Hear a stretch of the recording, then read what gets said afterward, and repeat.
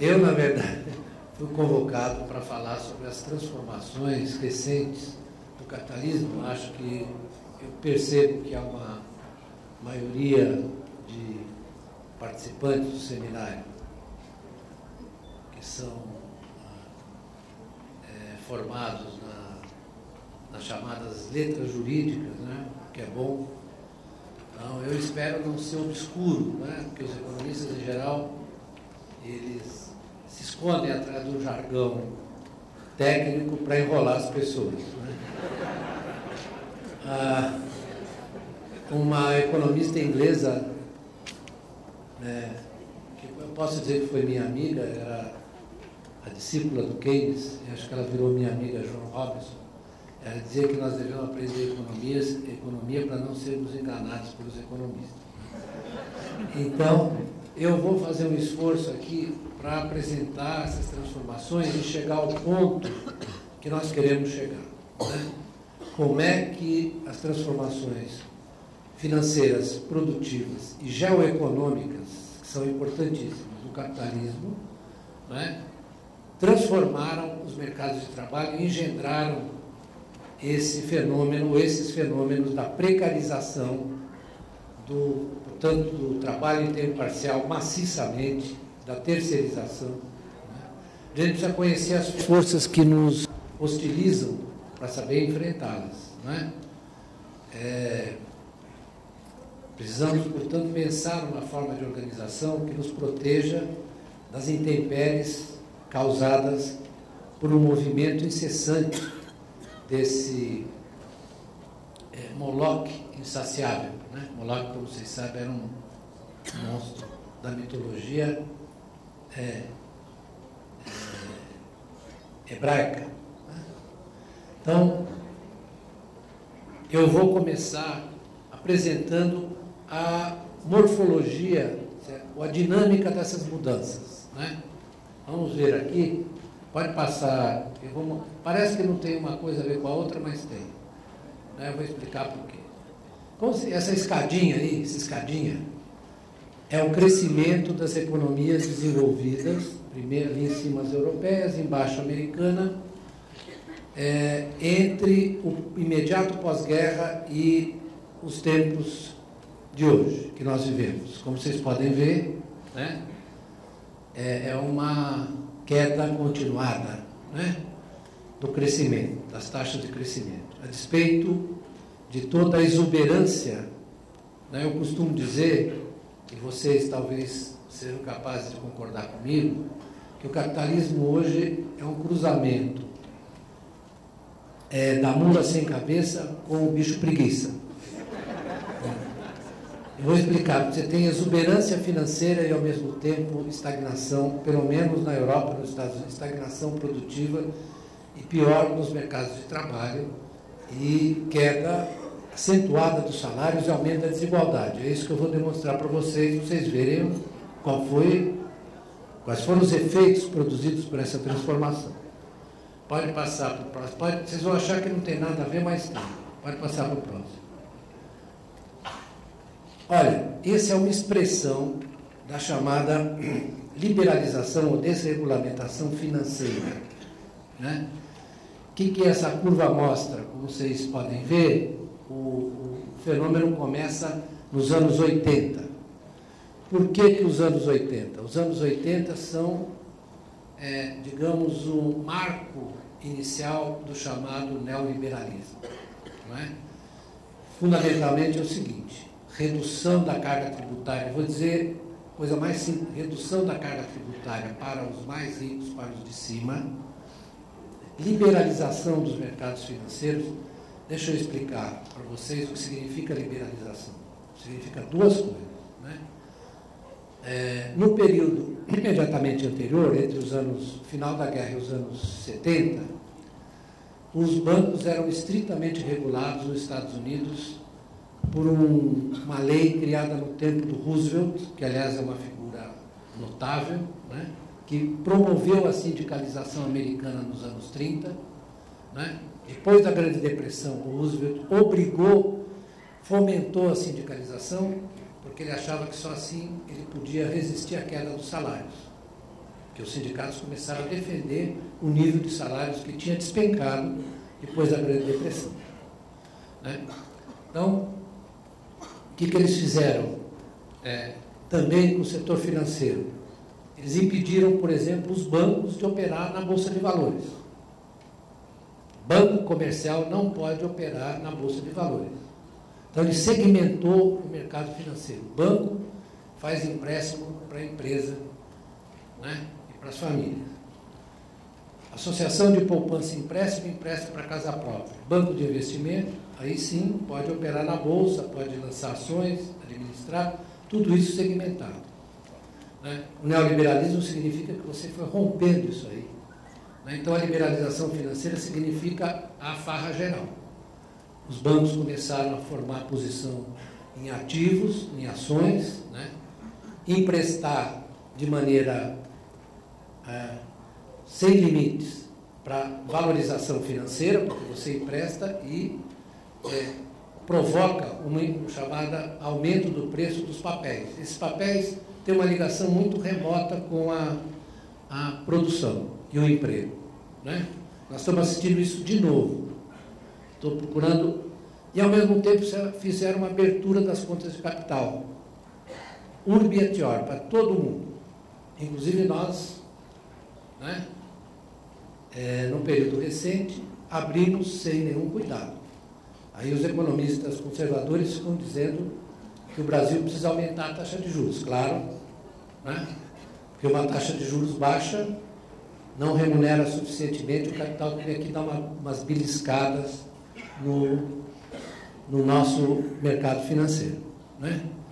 E também o câmbio valorizado é bom, né? Desemprega os brasileiros, né? Os brasileiros da indústria começam a perder o emprego e eles ficam fazendo arbitragem com câmbio e juros. Mas eu quero explicar que isso tem uma lógica.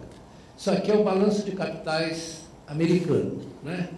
Então, como vocês veem, antes ali dos anos 80, o balanço de capitais era, em geral, negativo. Né? Ou seja, saía mais grana do que entrava. Capital financeiro, isso aí. Né? Capital financeiro. Depois dos anos 80, com a liberalização, começou a entrar mais grana do que sair. Por que? Vocês vão ver porque isso tem importância. O que isso fez? Né? Isso transformou os Estados Unidos de uma economia diversificada, industrial, produtiva, com um estoque de capital industrial importante, né? Com uma diversificação da indústria também importante, né? Foi mudando o papel da economia americana. Os Estados Unidos se caracterizam, sobretudo, pela pujança do seu mercado financeiro. Essa é a dimensão mula sem cabeça. Né? Então, e a dimensão mula sem cabeça produz o seu contrário, o bicho preguiça, como eu vou mostrar. Né? Pode passar para o próximo. Essa é a balança de transações correntes americana. Ou seja, os Estados Unidos foram perdendo substância industrial, vocês vão ver depois para quem. Né? Isso aí é o déficit em conta corrente, ou seja, a venda e compra de bens e serviços com o exterior dos Estados Unidos ficou amplamente negativa, como vocês veem aí. Né? A exceção de um ano ali, que ela ficou 0 a 0, porque a economia americana entrou em recessão. Mas, se vocês olharem, a tendência é de aumento do déficit comercial. O que significa? Que os Estados Unidos estão comprando mais do exterior do que estão vendendo para o exterior, ao mesmo tempo que o dinheiro entra nos Estados Unidos. O capital financeiro entra nos Estados Unidos, o dinheiro que vai dar umas beliscadas no mercado. Né?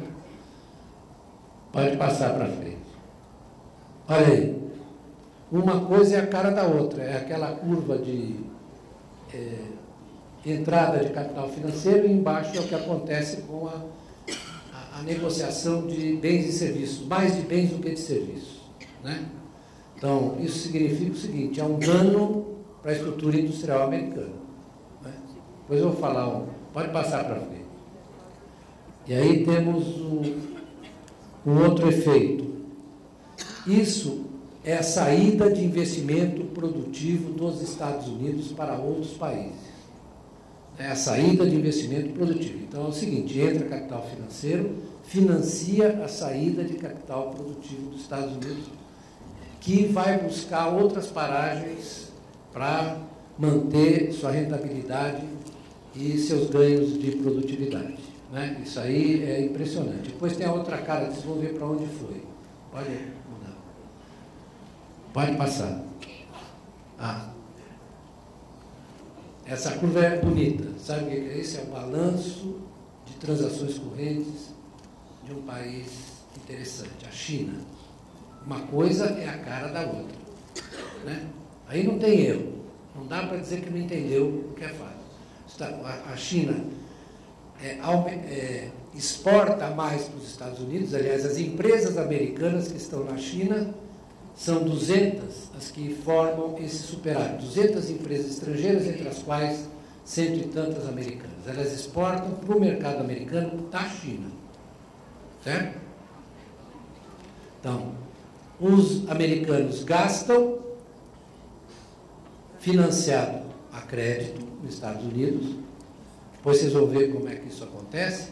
Os americanos gastam, se endividam, se endividavam, gastavam e geravam emprego na China. Na China, e a China é o seguinte, a China é uma correia de transmissão entre a sua indústria, a sua estrutura produtiva e a da Ásia.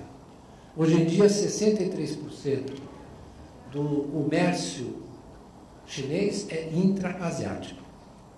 Eles compram máquinas do Japão, compram peças e componentes de Taiwan, de Singapura, da Coreia, da Malásia. É uma mancha manufatureira, né, com enorme poder de crescimento, né, que se abastece o quê? Da demanda do resto do mundo, inclusive da nossa. Né? É isso? Vocês sabem qual é o déficit da indústria? Foi o déficit da indústria brasileira no exterior da indústria o ano passado? Quem tem ideia? Vocês não são obrigados a saber. 105 bilhões de dólares. O déficit da indústria brasileira no exterior. Todo o setor industrial é deficitário. Mas aí é outra questão. Então, isso é... Bom, não. Pode passar para o próximo. Esse é o investimento externo na China, desde as reformas que os chineses fizeram. Parece um bichão assim, né? Então, tem aquela parte de baixo lá, olha lá, parte meio bordô, né? É Hong Kong. Vocês acham que Hong Kong investe tudo isso na China? Tem tamanho para investir? Não são as empresas estrangeiras que montam sede em Hong Kong e daí investem na China. As americanas ficam lá e investem na China, certo? Então, isso aí, olha só, o crescimento foi impressionante. Você tem que olhar para a curva lá em cima. O crescimento é impressionante. A China é a maior receptora de investimento externo e estrangeiro desde as reformas que fizeram e desde o período em que imperou o neoliberalismo, não é? Nos Estados Unidos. Então, qual é a importância disso aí? Você vai olhar hoje, né, as empresas americanas, dada a resposta da política econômica que encheu de grana os bancos e as empresas, elas têm 2 trilhões e 400 bilhões de dólares de caixa. O investimento privado nos Estados Unidos é 4% do PIB. O pessoal diz aqui, é ridículo, né? Ninguém investe lá. Onde é que eles estão investindo? Na China. Vou citar o exemplo de 3 empresas. A 3M, a Caterpillar e a GE. A GE não é mais uma empresa localizada, não produz mais nos Estados Unidos. A GE produz na China. Né? Aí ela produz na China, isso é abertura financeira. E realiza seus lucros aonde? Num paraíso fiscal, para pagar menos imposto. O Obama, outro dia, apavorado com a saída das empresas farmacêuticas, falou, mas as empresas não são mais americanas. Elas têm propriedade americana, mas elas não operam mais no território americano. Então, há uma distinção entre o desempenho do conjunto de empresas americanas, né, e o desempenho da economia territorial americana. Né? Isso explica em grande... isso explica um pouquinho o que ocorre no mercado de trabalho nos Estados Unidos. Nós vamos ver o que ocorre aí, né? Então, eu estou tentando traçar um panorama geral para que vocês entendam como é que isso bate em cima da desigualdade no mercado de trabalho, né? Então, vamos passar. Por favor. Não, isso aí não interessa, isso aí é o mercado intra-asiático. Eu não vou explicar para vocês, que esse gráfico é muito complicado. É o seguinte, eu vou explicar o que está dito aí. Os chineses exportam mais bens de consumo para o NAFTA. Você sabe o que é o NAFTA? É aquele acordo comercial feito entre os Estados Unidos, o Canadá e o México. Exportam mais do que os 27 países da União Europeia. Bens de consumo. E agora está crescendo também a exportação, a participação, o que sobrou da indústria americana, que é a indústria de mais alta tecnologia, que ficou protegida por causa da capacidade de inovação, etc. Por exemplo, isso aqui.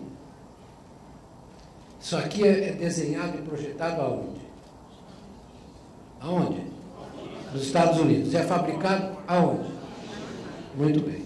Isso aqui custa na China 153, sai por 153 dólares. Certo? Então tem...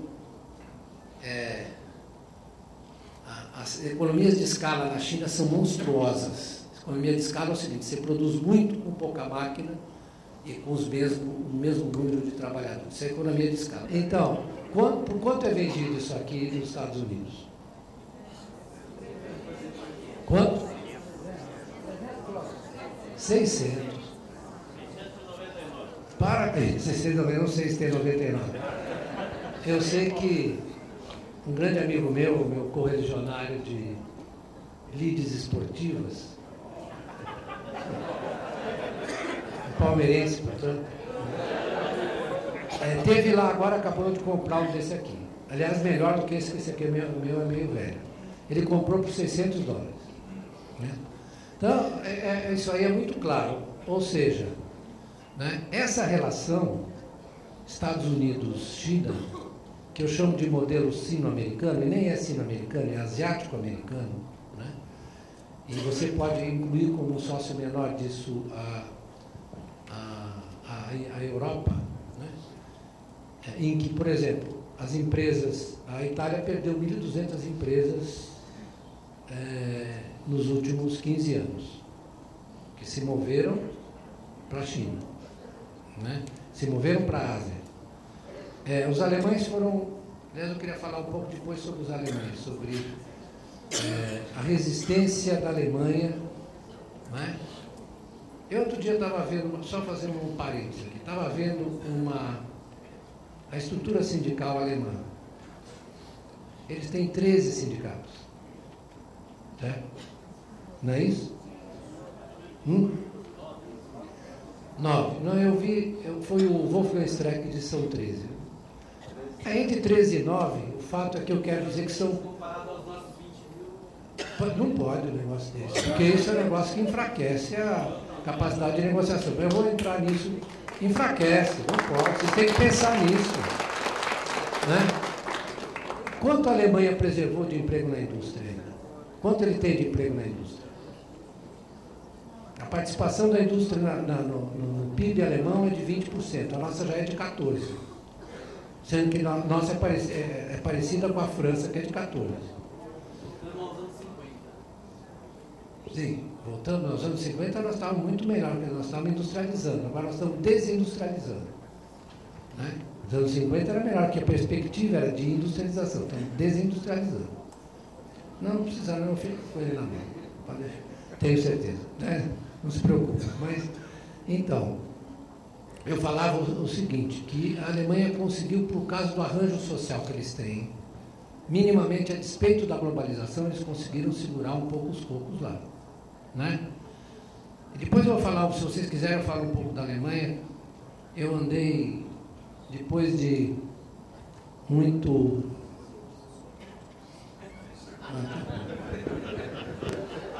Tá bom, não, eu aceito qualquer coisa. Mas depois de muito sofrer com essa história da perda de competitividade na indústria brasileira, eu comecei a estudar um pouco as origens e o desenvolvimento da economia social de mercado alemã, né?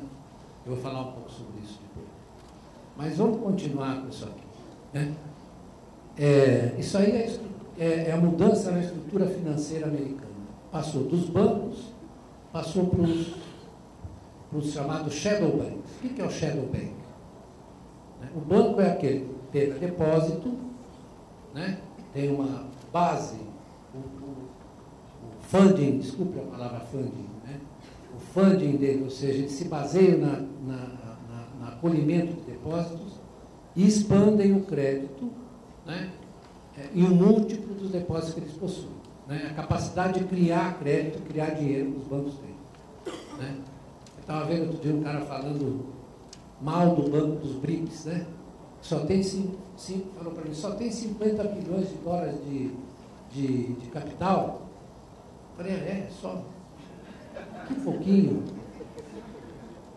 50 bilhões significa o seguinte, significa 400 bilhões, que é a capacidade de alavancagem do banco, que ele, na verdade, é capaz de criar crédito bem acima daquilo que é o capital, né? Não é uma mágica, isso é um funcionamento essencial da economia capitalista hoje. Então, o que é o shadow bank? Não tira daí, mas tudo bem. O que é o shadow bank? O shadow bank é um banco que não vive de depósito. Ele vive do mercado monetário. O que é? Eu acho que vários aqui vou explicar que o mercado monetário é fácil. É o dinheiro de curto prazo que as empresas depositam. É aquele negócio que a gente não deixa na conta corrente, a gente tira da conta corrente e aplica num fundo de curto prazo, né? Isso foi um problema para a crise, porque quando deu a crise, isso aí sumiu e os bancos quebraram. Bom, vamos em frente. Pode passar. Adiante. Isso aí é exatamente a mudança. Quer dizer, antigamente eram os bancos, que está embaixo a proporção dos bancos, e em cima é o total. O que aumentou foi a participação do shadow bank, né? Que com maior fragilidade financeira. Pode passar para o próximo. Isso é o descompasso entre a geração de lucros isso aqui é a rentabilidade das empresas financeiras, porque tem um outro que é geração de lucros versus investimento. Rentabilidade das empresas financeiras versus empresas produtivas. Como vocês veem, as empresas produtivas tiveram um desempenho pífio diante da rentabilidade, ou seja, você inverteu as relações que existiam no passado entre a finança e a produção, né? A atividade produtiva. Aquele desempenho baixo, ruim lá, exatamente porque os lucros foram esmagados pela concorrência chinesa, que é uma outra questão, né? Os lucros dentro dos Estados Unidos foram esmagados pela concorrência chinesa. O que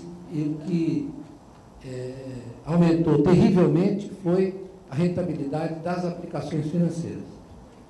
Pode passar. Aí, essa é a diferença aqui entre os lucros e o investimento. Tá? O investimento capota e os lucros aumentam, em geral, né? É preciso entender o seguinte, que aqueles lucros que estavam lá eram os lucros operacionais, que à medida que foi avançando a financiarização, as empresas produtivas foram produzindo cada vez mais lucros pela sua aplicação financeira, né? Então, isso é uma coisa muito clara nas séries que a gente observa. As empresas que, na verdade, acumulam ativos financeiros têm um lucro não operacional mais importante que o lucro operacional. Isso reflete também o quê? O curto-prazismo e o poder do acionista, né? Vocês já perceberam que os resultados das empresas são apresentados de 3 em 3 meses? 3 em 3 meses o mercado faz avaliação do resultado das empresas.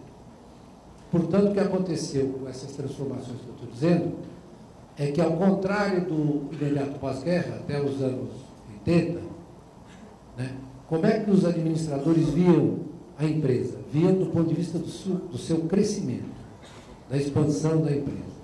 Agora elas veem a partir do resultado de curto prazo financeiro. Né? Isso significa que você entregou aos acionistas, né, que exigem resultados cada vez maiores. Veja como é que é o comportamento da Bolsa, em geral. Como é que é?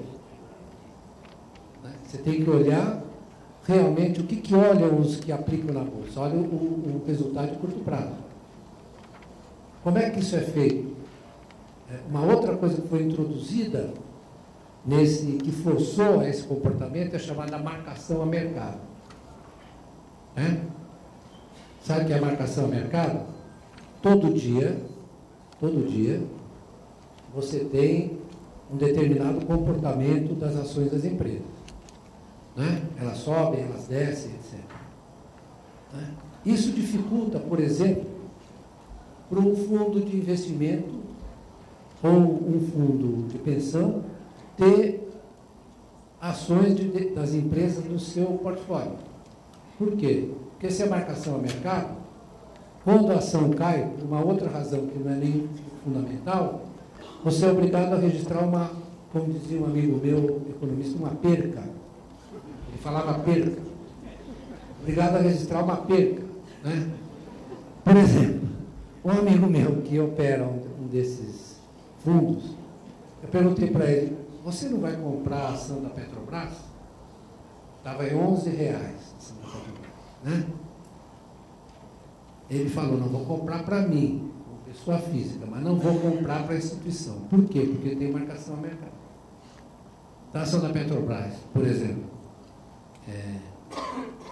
estava em 11, ela está em 20 e poucos agora, né? Porque os trouxas não perceberam que a Petrobras ia caminhar na direção de aumentar rapidamente a sua produção, porque eles não olham nada, ficam olhando o resultado de curto prazo e se levam na cabeça. Né? Então, essa divergência é uma divergência estrutural entre a acumulação de lucros financeiros e não financeiros e investimento. É o que a gente está vendo hoje. O caixa das empresas é 2 trilhões de caqueirada e o investimento é 4% do PIB americano. Certo? É o bula sem cabeça com o bicho preguiça. Vai em frente. Vai em frente. Por favor, passa. Próximo. Não, isso aí não interessa. Pode passar. Isso aí é muito complicado, é a produtividade chinesa. Isso aí é importante para a nossa discussão. Isso é muito importante para a nossa discussão. Isso é a queda dos salários na Europa e nos Estados Unidos nos últimos anos. A queda de 10 pontos percentuais. Isso tem a ver com aquilo que eu estudo. Né? 10 pontos percentuais de queda de salário. Nos Estados Unidos e na Europa. Isso reflete essas transformações e reflete a perda das transformações do mercado de trabalho, com a fragilização do poder de barganha dos trabalhadores, né, e a mobilidade das empresas para fora. As duas coisas estão interligadas. Uma coisa é função da outra. Pode passar. Não. Então, começa a perguntar como é que funcionava esse negócio, os salários estão caindo, então, na verdade, a demanda devia estar caindo também, a demanda de bens e serviços devia estar caindo, mas não estava. Por que não estava caindo? Porque a desregulamentação financeira, aquela entrada de capitais dos Estados Unidos, produziu uma facilidade de você tomar crédito. Ao mesmo tempo em que você impulsionava o valor dos ativos, o estoque de ativos financeiros, você endividava as famílias. E o endividamento das famílias repercutia sobre o valor dos ativos. Vou dar um exemplo. O sujeito ia lá, porque as taxas de juros eram muito baixas, né? O sujeito ia lá, tomava um empréstimo para comprar uma casa. Né? Bom, com a multiplicação de empréstimos no mercado imobiliário, o preço das casas subia. Os preços da casa se elevavam. Nos Estados Unidos é permitido você, em cima da valorização do seu ativo, tomar um outro empréstimo. Né? Você tomava outro empréstimo para comprar um carro, ou para comprar outra casa. Então, isso levou a relação dívida PIB das famílias e dívida renda disponível, aquilo que as pessoas têm disponível para gastar, para esses níveis aí, ó, 170%, 145%. Certo?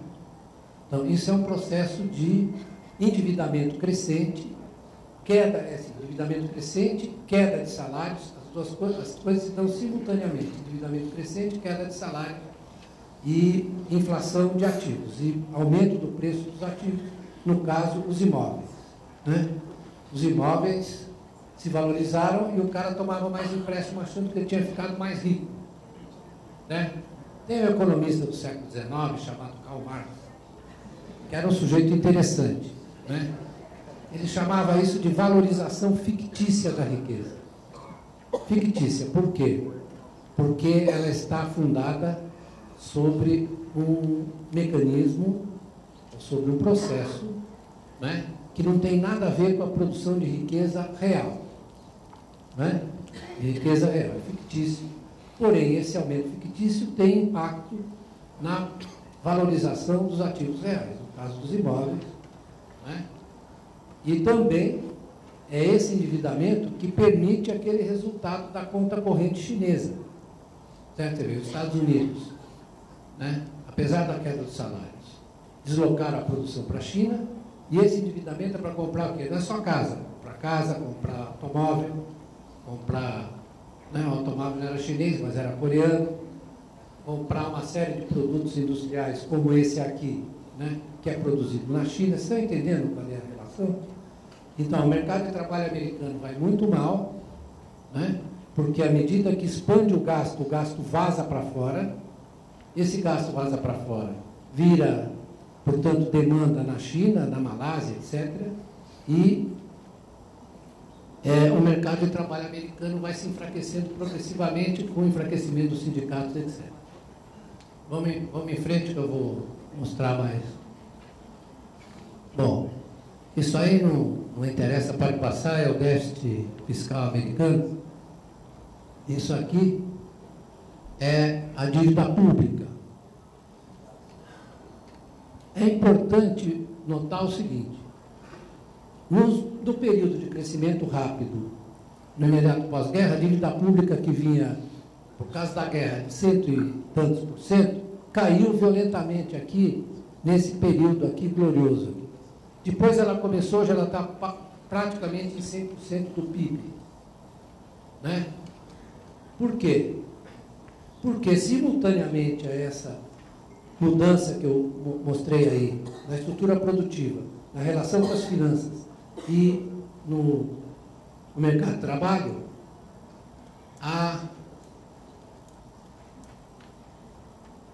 os governos começaram, principalmente nos Estados Unidos, a reduzir a carga tributária. Né? Eu vou mostrar para vocês como é que ocorreu essa redução. Quando ele reduz a carga tributária, o financiamento do Estado, dos governos, fica muito mais dependente do endividamento do que da coleta de impostos. Né? Cai, a carga tributária cai em geral, a receita tributária vai caindo, e o governo, para se financiar, precisa buscar o endividamento. Né? O economista alemão Wolfgang Streeck mostra que você passa do estado fiscal para o estado da dívida e depois para o estado da austeridade. A austeridade eles usam como argumento para ferrar os salários e o emprego, né? Que é o que eles estão fazendo. E a dívida aumenta. A despeito da austeridade, a dívida aumentou na Europa, como aumentou nos Estados Unidos. Pelo seguinte, porque como, na verdade, a estrutura tributária se enfraqueceu, né, em relação ao que era, os encargos do Estado não diminuíram tanto, né, e a dívida passada começa a fazer um efeito danado sobre o que vai acontecer para lá, porque com a recessão, a receita cai. Com a recessão cai a receita. Você não consegue manter a receita porque o nível de atividade é menor, né, é mais baixo, então você arrecada menos, tanto impostos diretos quanto indiretos. Então a receita cai e você não consegue resolver o problema. Então você pega a dívida americana, foi de 80 e poucos para 100%, e a dívida europeia foi, para a União Europeia, foi de 88 em 2011, foi para 99%, inclusive a Alemanha. Então, esse é o fenômeno fiscal, né, grave que ocorre. Então, o que você faz? Eu preciso desmontar os mecanismos do estado do bem-estar, preciso descontar os benefícios daqueles que estão mais fragilizados pela crise. Isso tem uma coisa a ver com a outra, né? Corte de benefícios. Na Espanha, eles cortaram em 15% o salário nominal, o salário dos empregados do setor público e em 40% do setor privado. Aí é claro que a economia não anda. Não há que faça a economia andar, né? É uma maravilha, porque a inflação na Espanha está 0,1% anualizado esse ano.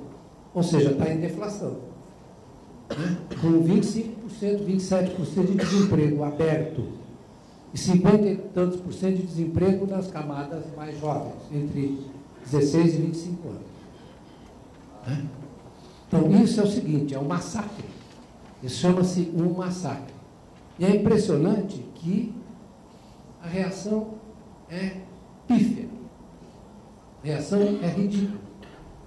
Tem o negócio dos indignados, lá nos Estados Unidos. Hã? Não sei. Eu não sou especialista nessa matéria. Mas eu não sou especialista em nada, muito menos nessa matéria. Mas queria dizer para vocês o seguinte, é uma tragédia social. Né? Uma tragédia. Porque o governo espanhol, da mesma maneira que o americano, enfia a grana nos bancos. Né? Enfia a grana para proteger os bancos. E os bancos não emprestam dinheiro para ninguém. Aliás, nem podem emprestar porque todos, não sei se você sabe, não pode pagar. Você tinha que fazer um corte na dívida. Tanto nos Estados Unidos, sabe que tem 10 milhões de americanos, 10 milhões de famílias, não é de americanos, de famílias americanas, que, na verdade, estão afundados ainda na dívida hipotecária. E o governo Obama não tem coragem de tomar essa atitude de fazer um desconto na dívida. É impressionante isso. O Roosevelt fez isso, hein? O Roosevelt fez isso no pós-crise de 30, de 29 e 30. Né? O Roosevelt era um cara corajoso, era da elite americana, mas ele fez tudo o que era necessário para proteger os que estavam embaixo da pirâmide social. Né? Inclusive a sindicalização, mas também fez a reestruturação das dívidas hipotecárias. E esse sujeito que está aí, né? Eu não vou dizer que uma vez o ex-presidente Lula disse para mim a respeito dele, porque não é o caso. Mas esse sujeito que está aí é um banana. É um banana. Bananão. É claro que o Roosevelt, e não pense que o Roosevelt não teve que enfrentar a oposição da direita mais conservadora americana. Né? A situação social era diferente porque as forças sociais, a correlação social a favor dele era muito forte, porque o massacre foi muito grande. O desemprego chegou a 25% da população economicamente ativa. Né? As histórias do New Deal são histórias maravilhosas de coragem, de generosidade e, na verdade, decisão do Roosevelt de impedir os discursos dele sobre os bancos, sobre a finança, né? Eram discursos extremamente, seriam considerados muito subversivos hoje em dia. Black Bloc. Quase um black bloc. Ele tem razão, quase um black bloc. Mas ele dizia coisas do Arco da Velha. Ele falou assim, as novas dinastias que os americanos recusaram com a sua democracia ressurgiram na finança. Estou quase repetindo uma frase dele. E no Obama foi muito pior, mas ele não faz nada. Quer dizer, não tem reforma financeira nos Estados Unidos. O que eles estão fazendo? Estão criando outra bolha agora. Estão me dando 5 minutos. Tá bom.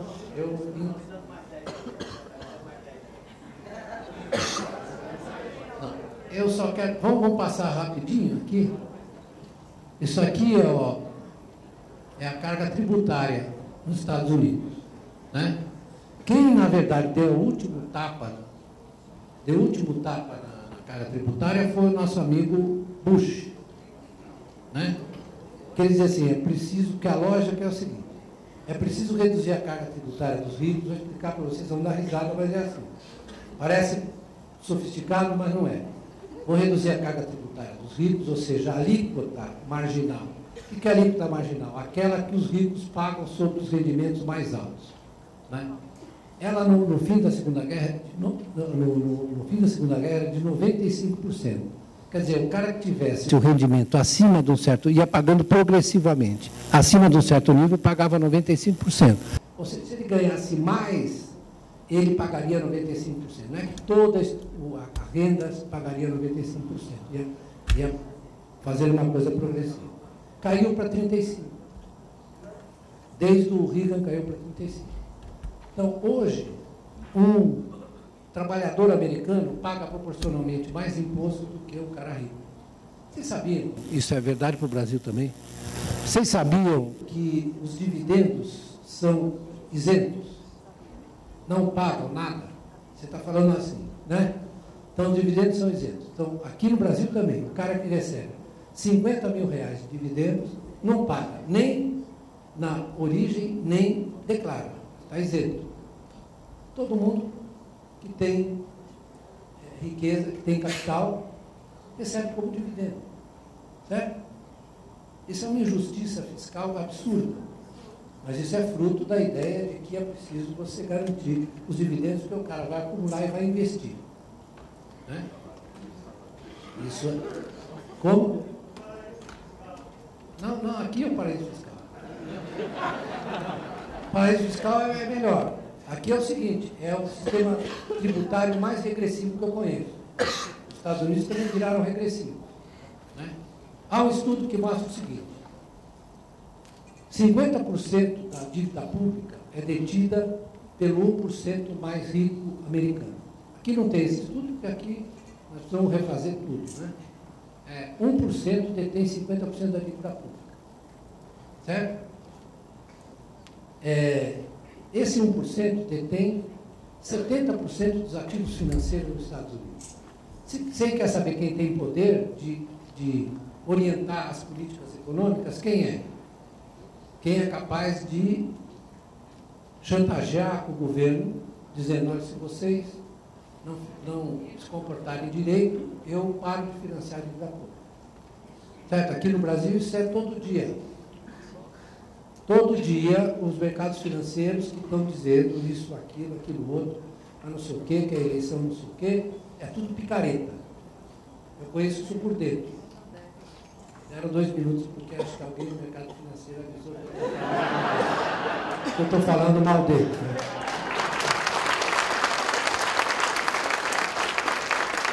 Então, essa chantagem, né?